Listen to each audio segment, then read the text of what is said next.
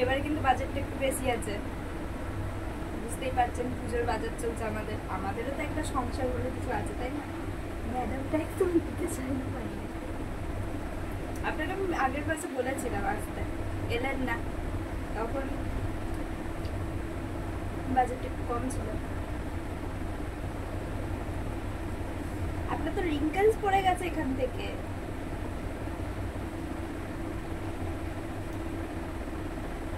আপনি কথা বলছেন না কেন? কথা বলতে পারছি না তো।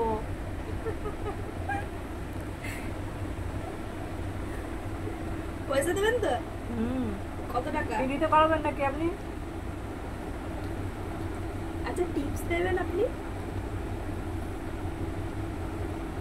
দেখা যাক আপনার কাজ কতটা ভালো। ঠিক আছে, টিপসটা দিলে কিন্তু আমার হাতেই দেবেন, ম্যাডামের হাতে আবার দিতে যাবেন না, ঝেড়ে দেয় পয়সা। হয়ে গেছে হয়ে গেছে।